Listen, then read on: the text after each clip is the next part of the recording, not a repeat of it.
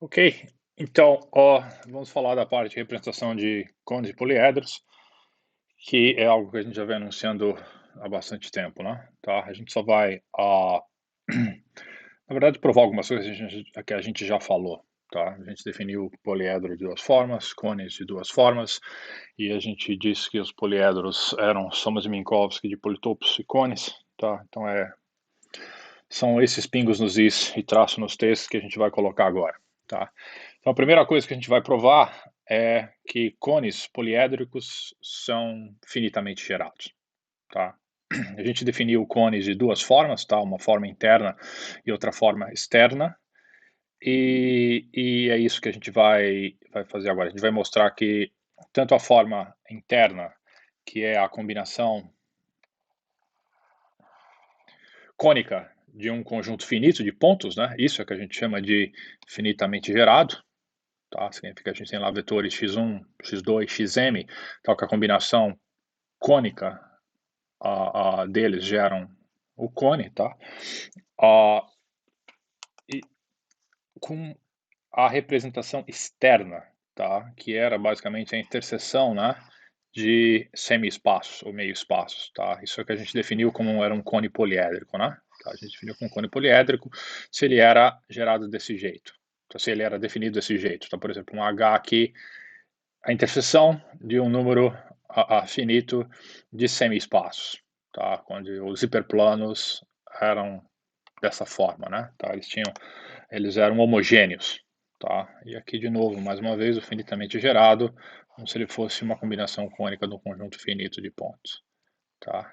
Então, é isso que a gente vai mostrar no fundo, que essas duas coisas são equivalentes, tá? Um cone é poliédrico, sei somente se ele é finitamente gerado, tá? Essa é basicamente a versão linear da estrutura, tá? Versão afim a um politopo que a gente definiu como uma combinação convexa de um número finito de pontos, né? Tá? Então, um conjunto é um politopo, sem somente ser, ele é um poliedro limitado. Então, um poliedro, novamente, uma interseção de semi-espaços, só que bounded. Tá? Então, e a gente vai provar, essa seria a versão afim. E essa versão afim vai ser provada via homogeneização. A gente vai provar a versão de cones, que é realmente a versão, basicamente, mais geral, tudo que a gente precisa está aqui dentro. E depois a gente homogeneiza o caso do poliedro e mostra que ele se reduz a essa versão de cone. E depois, finalmente, a gente prova o caso quando os poliedros não são limitados. Tá? Que aí eles não são só politopos. Tá? Eles têm que ser politopos mais um cone. Tá? Então, bom, a prova é bem simples, tá? Obviamente é uma prova de 6 só C, tá? Então tem dois lados, né? Tem a necessidade e a suficiência, tá? Então vamos provar o lado da suficiência primeiro, tá? Então imagine que a gente tem aqui uma coleção de M pontos, tá?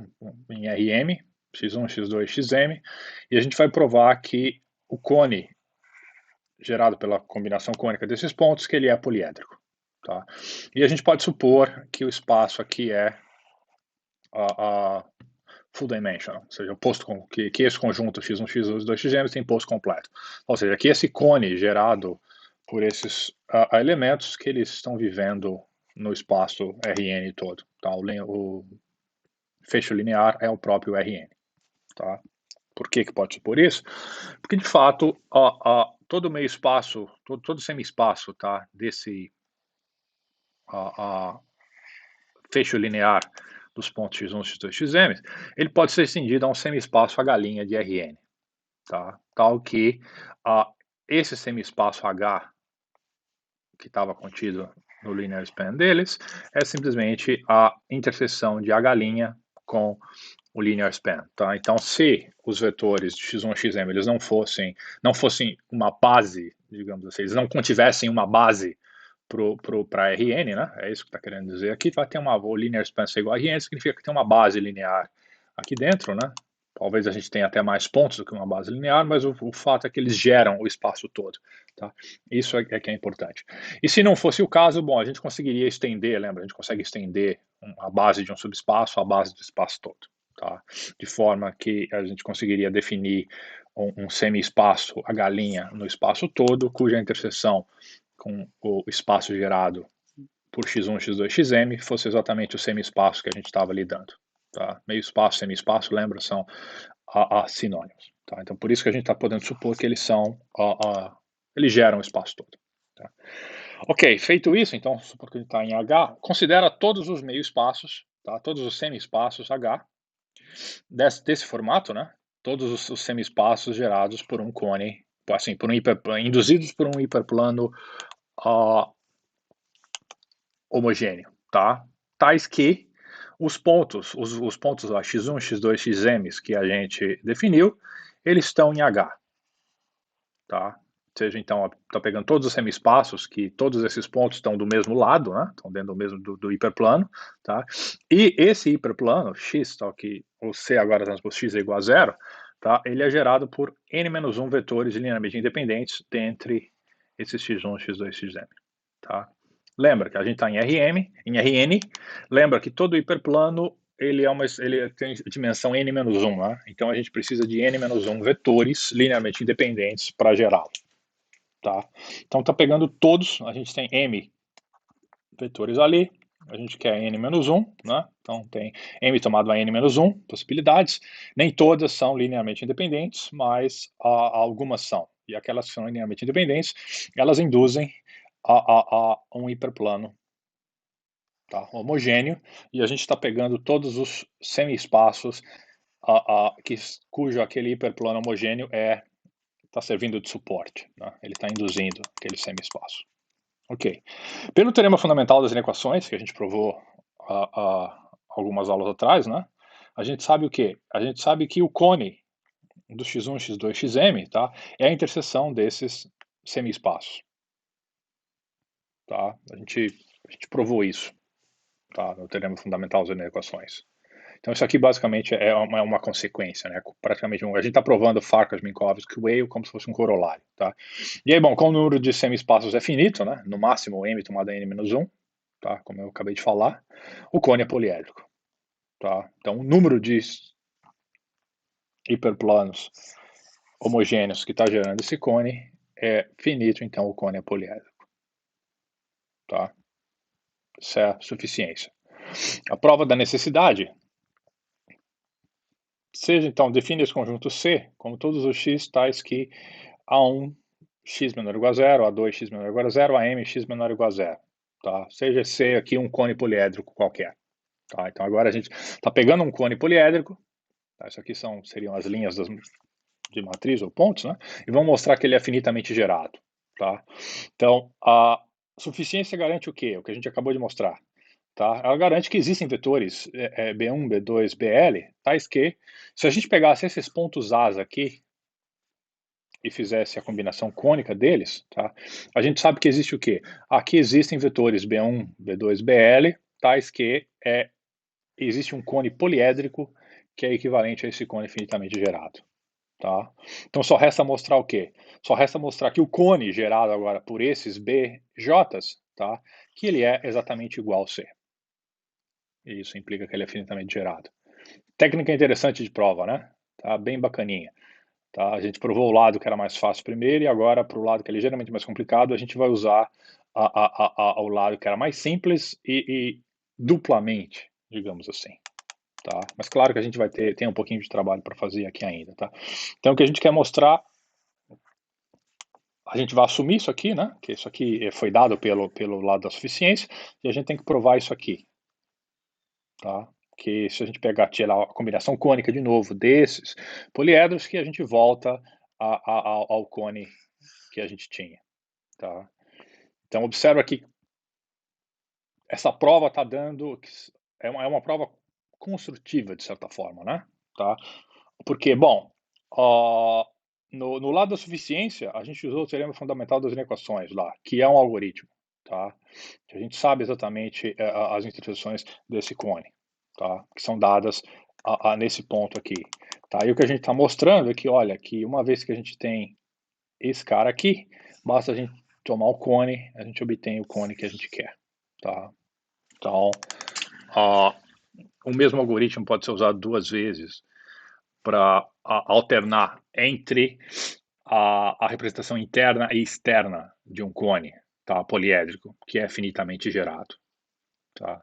Então a gente vê a força que tem essa história do cone ser poliédrico ou ser finitamente gerado, né.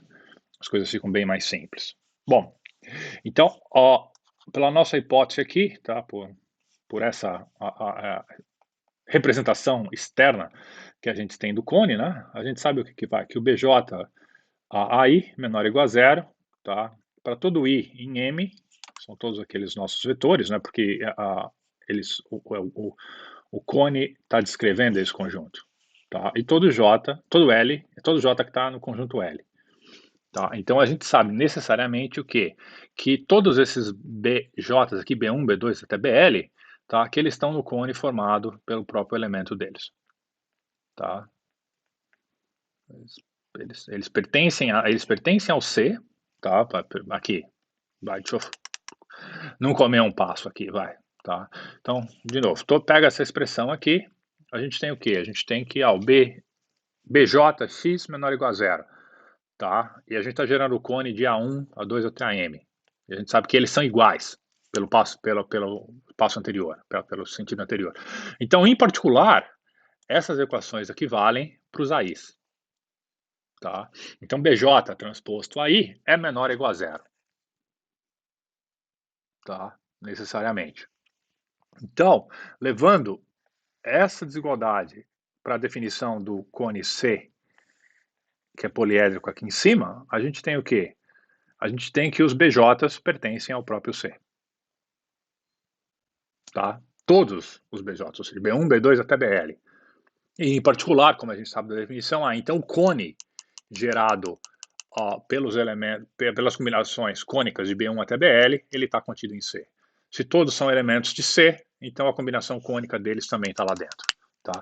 Então isso já mostrou um lado da igualdade que a gente precisa mostrar. Tá? Só resta mostrar o quê? Só resta mostrar a recíproca, ou seja, resta mostrar que C está contido no cone gerado por B1, B2, lá, BD. Aqui eu botei BD, aqui tem um typo, olha que interessante, tinha passado por cima, aqui é BL, né? Tá? Então, preciso corrigir isso aqui lá, isso aqui é um L, não é um D. Tá? O D não faz parte desse, desse enunciado, né? Tá? Isso aqui provavelmente é um copy-paste que eu fiz lá do D, esse D a gente usava lá no Teorema Fundamental das Inequações. Eu provavelmente trouxe essa expressão matemática de lá, tá? Mas aqui é um L. Então, bom, para recíproca, a gente tem que mostrar que é igual, tá? Então vamos fazer por contradição. Supõe que existe um Y nesse cone C, gerado aqui em cima, tá? Poliédrico, tal que o Y não pertence ao cone finitamente gerado pelos BLs aqui, tá? Então, pela suficiência, a gente sabe o quê? A gente sabe que esse cone gerado por B1, B2, BL, ele é poliédrico, tá? Então, aplicando o lado de novo. Tá? É uma prova muito bonitinha, essa aqui. Tá? Não foi exatamente assim que o Minkowski e o Weil provaram, tá? Provaram se apoiando em Farkas. Farkas implica isso aqui, tá? A gente está mostrando pelo teorema fundamental das equações que basicamente implica Farkas, tá? Mas daria para mostrar de outra forma. É que essa prova é muito bonitinha. Então, pela suficiência, o cone formado pelos pontos B1, BL, ele é poliédrico, tá? Então a gente sabe o quê? Que existe um vetor W, tal que o W transposto B1, W transposto BL, são todos menores ou iguais a zero, tá? E acontece o quê? Bom, mas se o Y não pertence àquele cone, então o W transposto Y ele tem que ser maior que zero, né? Significa que todos eles estão de um lado e o Y está do outro, tá? Bom, olhando agora o que a gente tem aqui para esse W, tá? Como a gente definiu aqui o que o W satisfaz, né? Tá? Observa que ele satisfaz todas essas equações aqui. Tá? É o que está escrito aqui embaixo, né? Então a gente sabe o que isso aqui a gente já sabe que é igual, né, a nossa foi provado utilizando a suficiência. Então a gente sabe o que? A gente sabe que o W no fundo está aqui dentro, né, tá. O W está dentro desse cone, do cone formado por A1, A2, AM, certo? O que implica o quê? O que implica que o W transposto x é menor ou igual a zero para todo x em C, certo? Por quê? Por quê?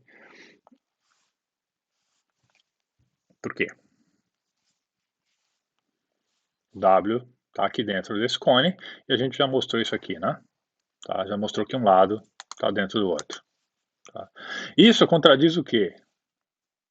Contradiz a hipótese que o y pertence ao C. Tá? Por quê? Porque o y pertence ao C e o w, transposto y ser maior ou igual a zero, são duas afirmações que não coexistem. Tá? Ou o y pertence a C, ou o w transposto y é maior do que zero. Tá? Simplesmente a gente mostrou aqui, pegou um W que separava os BJs do Y, tá? Olha, mas esse cara que separa o BJ do Y, ele está dentro lá do cone A, tá? Então, para todo elemento do cone C, tem que estar lá dentro. Então, em compensação, o Y tinha que estar lá dentro. Então, esse W transposto Y maior, igual a zero, maior que zero aqui, isso não existe. Tá? Então, implica o quê? Implica que o Y tem que estar dentro do cone de B1 até BL. E, bom, obviamente isso termina a prova. Tá? Deixar só o L aqui, que isso aqui tem que arrumar. Tá? Isso aqui é um L. E isso termina a prova. Tá? Então, não só a gente tem aqui um cone poliédrico, sei somente se ele é finitamente gerado, a gente tem um algoritmo para ficar alternando entre as representações internas e externas de um cone. Tá? Bom, e agora com relação aos politopos e poliedros limitados. Tá? A gente pode modificar essa prova ligeiramente, tá? E provar a mesma coisa, tá? Que um poliedro, um conjunto, tá? É um poliedro limitado, se e somente se ele é um politopo. Ou seja, se e somente se ele é finitamente gerado por uma combinação convexa, tá? Uh, mas isso sai de graça de uma técnica que a gente vai introduzir aqui agora, tá? Então, como próximo passo, a gente já vai fazer algo um pouco a mais, tá? Vamos ver aqui. Como próximo passo, a gente quer mostrar que todo poliedro P, no fundo, ele é uma soma de Minkowski entre um politopo Q e um cone poliédrico C, tá? Então, o que a gente quer mostrar lá é uma figura que a gente já apresentou, tá? Que o P, ele é igual ao Q mais o C, tá? Então, se o poliedro for um politopo, ele não tem o cone, tá? Então, o poliedro é igual a um politopo. O quê? Tá? O cone é vazio. Se não, se o poliedro não for limitado, tem um cone também. Tá? Então, obviamente, a gente já vai provar algo um pouco mais forte, tá? E dá para mostrar esse resultado diretamente via Fourier-Mosquin, tá? Não tem problema. Tá? Mas, assim, os vetores que aparecem na soma Minkowski entre o politopo e o cone, eles acabam ficando um pouquinho chatos de manipular, tá? Na hora das eliminações. Então, tudo fica mais fácil se a gente homogeneizar o espaço, tá? Isso aqui é uma técnica extremamente simples, extremamente útil e importante, tá? Nessa parte geométrica. E tem consequências muito importantes, tá? Não só em otimização linear, como em otimização linear inteira também, tá? E otimização combinatória. Então, por isso que eu estou falando dela aqui, tá? Em técnicas de lift and projecting, e aí liga já com a parte de programação, como é que é o nome? A disjuntiva, tá? Que eu mencionei nessa mesma aula, só que no vídeo anterior, tá? Então, a gente homogeneiza o espaço como? Tá? A gente pega um espaço de dimensão n, tá? Um espaço afim de dimensão n, tá? Como se fosse, por exemplo, um poliedro que mora num espaço de dimensão n, né? Um- um- num fecho afim. E a gente homogeneiza isso dentro de um espaço linear de dimensão n mais 1, tá? A gente faz um embedding, a gente faz uma imersão. Homogeneizar significa fazer uma imersão, tá? De um espaço afim dentro de um espaço linear. Só que o espaço linear, então, ele tem uma dimensão a mais, uma variável extra, tá? Tá o quê? Todo x que era pertencia a Rn, tá? Digamos assim, ou que estivesse dentro daquele espaço de dimensão afim, ele vai ser mapeado, todo x em Rn, ele vai ser mapeado agora nesse vetor 1x em Rn mais 1. Tá? Então, dessa forma, aquele espaço, aquele conjunto afim que a gente tinha morando dentro de Rn, tá? Ele vai ser mapeado nesse cone. Tá? Em alguns autores também aparece assim como C de P. Eu botei essa anotação aqui, mas na figura vai aparecer essa outra. Tá? Então, se a gente tem um poliedro P, x, tal, que é x menor ou igual a b, x pertencente a R, a gente vai mapear ele dentro desse cone aqui. Tá? São todos os lambdas x, tal que o x pertence ao Rn e o lambda é um real não negativo. Tá? Tais que o AX menos o lambda B é igual a zero. Tá? Põe o lambda igual a zero aqui. Se o lambda aqui for zero, isso aqui dá zero. Tá? Então fica x menor ou igual a zero. Isso aqui, obviamente, é um cone. Né? Tá? É a origem de um cone. Põe o lambda igual a 1 aqui. A gente tem aqui um B, então isso aqui é x menor ou igual a B, isso vai te dar exatamente o poliedro, tá? Então o que a gente está dizendo aqui é que o poliedro, tá? Ele vai ser um slice desse cone, tá? Ele vai ser uma fatia do cone, tá? A gente tem lá o poliedro no espaço, a gente está pegando a estrutura do poliedro e a gente está inserindo ele no cone, de forma que esse poliedro agora é a fatia do cone exatamente quando o lambda é igual a 1. Tá? É isso que a gente está fazendo. Tá? Então, e aí sim a gente pode usar o resultado que a gente acabou de provar, tá? Que é o Farkas-Minkowski-Weyl, para o poliedro CP. Tá? Porque a gente acabou de provar que um cone é poliedro que o C somente C ele é finitamente gerado. Né? Tá? Bom, agora a gente acabou de pegar um poliedro e imergi-lo, tá, dentro de um cone através da homogeneização. A gente pode usar então o resultado que a gente provou a respeito de cones e extrair a consequência para o poliedro, tá, que está lá na fatia quando o lambda é igual a 1. Tá. Não é difícil ver o quê? Que o P, na realidade, o nosso poliedro P, ele é a projeção desse cone aqui, tá, porque ele exatamente é a projeção desse cone, a interseção com esse hiperplano, tá? Quando o lambda é igual a 1, em Rn. Tá? Quando a gente faz isso, a gente obtém exatamente o quê? O poliedro, só que morando no espaço n mais 1 dimensional. Né?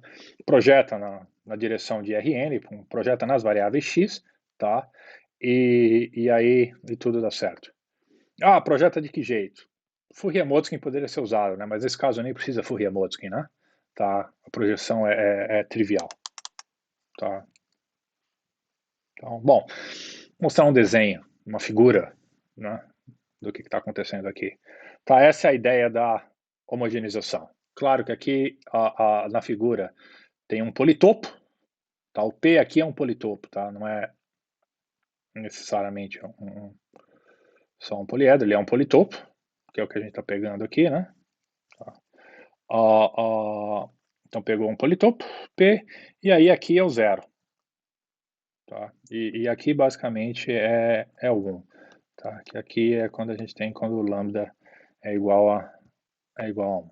Tá? Então, e o espaço agora é n mais 1 dimensional. Então a gente tem os raios aqui, os raios extremais do cone estão passando pelos vértices do poliedro, pelos pontos extremos, tá? Os pontos extremais do politopo. Tá? E aí então a gente tem esse cone aqui, CP. Tá? O que a gente tem ali. Tá? Então, de novo, essa figura já apareceu, né? do Nemirovsky, lembrando ao que a gente vai mostrar. A gente quer mostrar agora, então, que poliedros são politopos mais cones. Tá? Então, por exemplo, em espaço bidimensional, a parte A aqui é um poliedro. Tá? Então, tem um politopo aqui que é o triângulo, tá? E a gente tem um cone aqui, em C. Tá? E se a gente fizer a soma de Minkowski, ou seja, o cone vai estar aqui, vai estar aqui, vai estar aqui, vai estar em todos os lugares, né? Tá? Então, fazendo a soma, a gente obtém exatamente o D, que era o que a gente tinha em A. Tá? Então, olha, lembra aqui dentro está o politopo, e ali está feito a soma do politopo, do cone.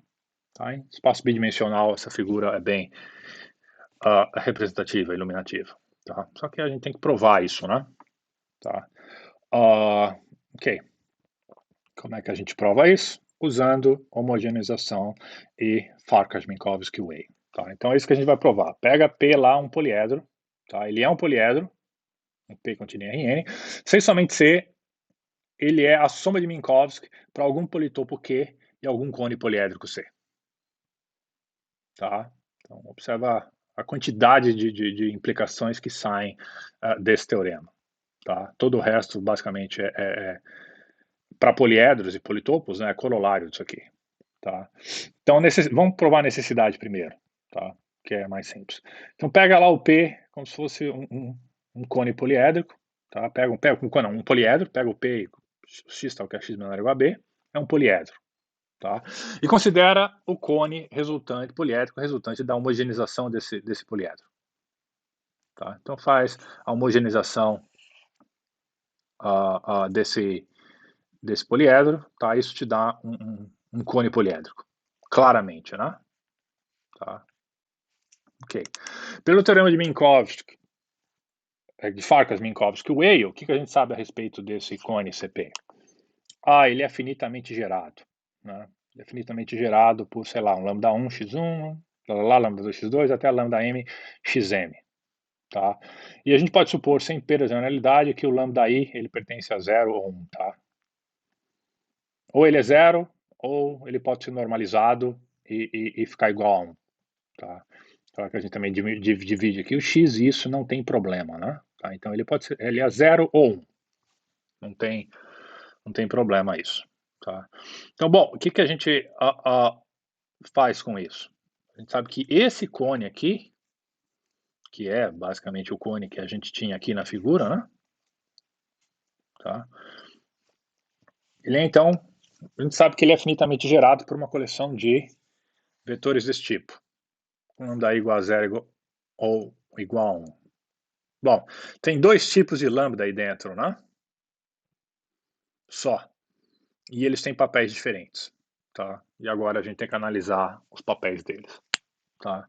Então pega o Q como se fosse o fecho convexo do xis, tá? Esse que o lambda i é igual a 1. Por quê? Porque esses pontos estão morando na fatia onde está o poliedro. Tá? E pega o C como se fosse a combinação cônica do xis, tais que os lambda i é igual a 0. Tá? Porque isso aqui vai te dar exatamente, quando o lambda é igual a 1, vai te dar x menor ou igual a b, quando o lambda for 0, vai te dar ax menor ou igual a 0. É um cone, né? Ou é um poliedro. Tá? A gente tem o quê? A gente tem que o x pertence ao poliedro P original, sem somente ser esse 1x aqui, uma extensão, né? Um lifting do x, ele pertence ao cone poliédrico. Trivial essa parte. E isso ocorre sem somente ser o quê? Sem somente ser esse elemento aqui pertence a esse cone aqui, que foi o cone que a gente definiu aqui no item anterior, que a gente sabe que existe porque é finitamente gerado. Tá? E a gente pegou esses caras aqui e dividiu no fecho convexo do Q e no fecho cônico, que é o C. De acordo com lambda i igual a 1, lambda i igual a 0. Ou seja, logo, para todo x que pertence ao cone poliédrico P aqui, quer dizer, ao poliedro P, ele pertence, ao lifting dele pertence a esse cone poliédrico CP, tá? E isso implica ainda o quê? Que o x ou ele está aqui dentro do conjunto Q, ou ele está aqui dentro do conjunto C. Porque lembra, o X não tinha o lambda. Tá? Ou ele está dentro de um, ou ele está dentro do outro. Ou ele está dentro do politopo, ou ele está dentro do cone. E assim, então, o poliedro é a soma de Minkowski do politopo com o cone. Tá? Deixa eu limpar um pouco essa figura aqui, para fazer outra parte da prova. Ok. Suficiência. A volta agora. Tá? Supõe então que o P, o poliedro, é a soma de Minkowski de um politopo Q mais um cone poliédrico C. Tá? Para algum politopo que é finitamente gerado por x1, xm, e algum cone poliédrico que é finitamente gerado por y1, yl. Tá? Utilizando novamente o conceito de homogeneização que a gente fez, tá? Que a gente definiu, a gente pode pegar qualquer x agora, então, nesse poliedro, tá? E escrevê-lo dessa forma, né? Tá? A gente pode aumentar a dimensão em uma unidade. Então, o vetor 1, x0, ele está no cone de quem? Dos elementos que estavam no politopo de x1 até xm, com o lambda aqui igual a 1, mais, digamos assim, só que não é mais aqui a união, né? A união dos vetores que estavam dentro do cone agora com lambda igual a 0. Tá? Então, certamente o x0 que estava dentro de P, sem somente ser um x0 está dentro desse cone. Isso é fácil ver, né? E aí o que acontece? Bom, só que esse cone aqui, que a gente acabou de gerar, o que a gente sabe? Ele, obviamente, é finitamente gerado. Por quê? Porque o politopo era finitamente gerado e o cone poliédrico a gente pegou como finitamente gerado. E a gente definiu esse cone maior. De novo, por Farkas, Minkowski e Weyl, a gente sabe que aquele cone, esse cone aqui que a gente acabou de definir, ele é o quê? Ele é poliédrico. Tá? Então ele pode ser escrito dessa forma. Lambda x, tal que é x mais lambda b, menor ou igual a zero. Para alguma matriz A e algum vetor B. Tá? Então logo, o x0 lá pertence ao P, se somente C, o x0 for menor ou igual a menos B. Tá? Usando lambda igual a 1. Então P é um poliedro. Bacana, né? Tá? E isso termina a prova. Então isso mostra que todo poliedro, no fundo, ele é um politopo mais um cone. Tá? Por que isso é útil? Bom, vários motivos por que isso é útil. Né? Primeiro, porque a estrutura dos objetos poliédricos com os quais a gente está lidando. Tá? A gente sabe que a gente está fazendo otimização linear, então que a região de viabilidade ela é de um programa linear, né, de um problema de programação linear, ele é um poliedro. E agora a gente sabe o que? A gente sabe que todo poliedro, no fundo, é a soma de um politopo mais um cone. Tá? A gente sabe muito bem o que um politopo é, a gente sabe muito bem o que um cone é.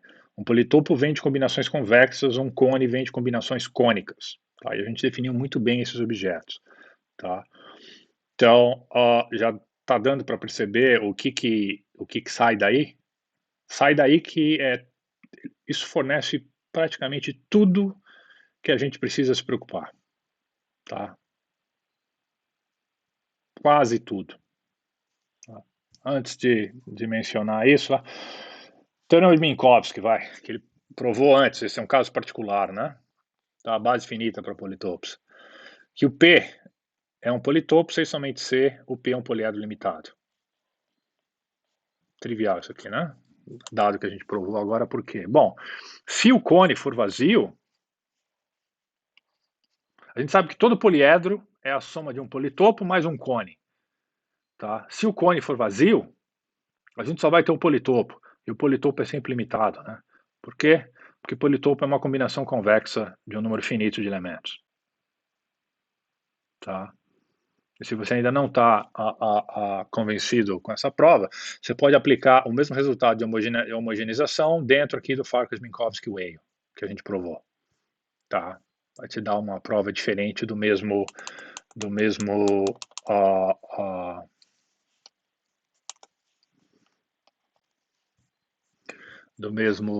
resultado. Tá? Então, que fica fácil ver daqui? A prova direta, se é vazio, né? Ah, tem uma nota aqui que eu escrevi, que devido à limitação do poliedro e o consequente não envolvimento de um cone, noção de Minkowski, uma prova da base finita por politopo aqui de Minkowski só, tá? A gente pode ser facilmente obtida via Fourier-Motzkin. Tá? Então, se era meio chato fazer a prova para o poliedro, que tinha o politopo mais o cone, só o politopo sai rapidamente de Fourier-Motzkin, tá? Mas o ponto, tirando, sim, terminando essa nota, observa agora aqui para essa parte da base finita para o politopo. Tá? Então, um politopo é limitado, e a gente sabe que a região viável, tá? De pontos viáveis de um programa linear é um poliedro. Nesse caso, o poliedro é limitado, então ele é um politopo. Tem como você ter a ilimitação se você está otimizando em um politopo? Não tem, né?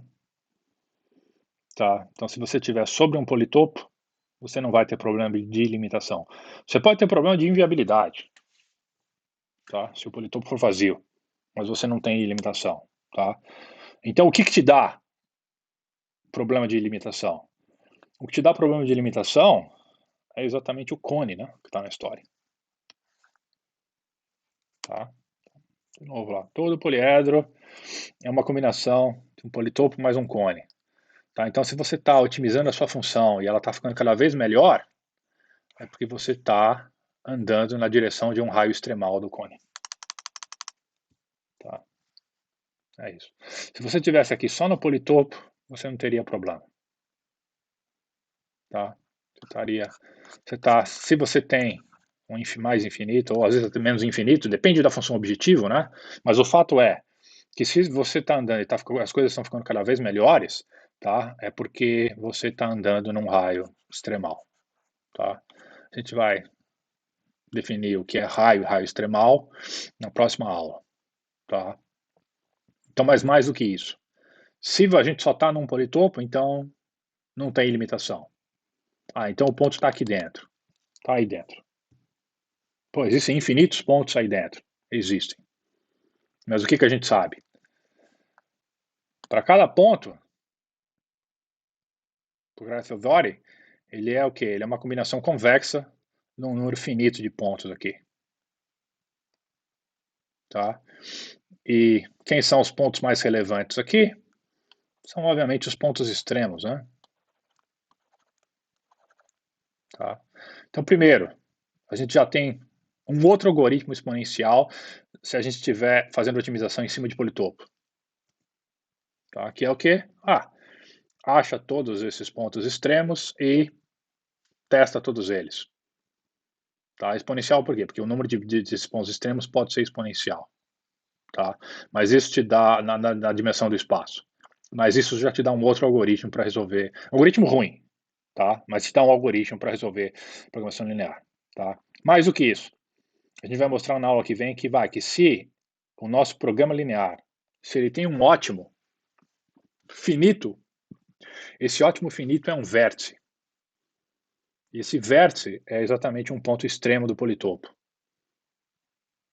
Tá? Ou do poliedro, digamos assim. É um ponto extremo do politopo que forma o poliedro. Tá? E esse ponto extremo, esse vértice, que é um ponto extremo do politopo, ele é também o que a gente chama de uma solução viável básica. Tá? Que quando a gente olha para o lado algébrico, o que a gente obtém é uma base do espaço. Tá? No sentido do lado da base que a gente tinha realmente em eliminação gaussiana. Tá? Então, isso a gente vai mostrar. Então, sempre que a gente tiver uma solução ótima, finita, a gente tem uma solução ótima, finita, que é básica. Tá? Ou seja, a gente pode escolher um ponto extremo do politopo como se fosse uma solução. Se ele for inviável, a gente sabe que tem um hiperplano separador. Farkas deu isso para a gente. Tá? Se ele é ilimitado, é porque a função objetivo está crescendo na direção de um desses raios extremais do cone, que contém a poliedro. Tá? Então, praticamente tudo que a gente precisa se preocupar já está aqui dentro. Só tem uma coisa que eu já mencionei para vocês e a gente falou que ia ver depois e varreu para debaixo do tapete e quando chegar na hora a gente vai ter que trazer para fora, tá aqui. A gente está supondo que o espaço aqui é full dimensional, posto completo, tá? Às vezes, quando o sistema ele é subdeterminado, a gente pode ter uma situação de degeneração, tá? Então, situação de degeneração, a gente pode ter um pouco mais de ótimos, mas isso é uma questão algorítmica, tá?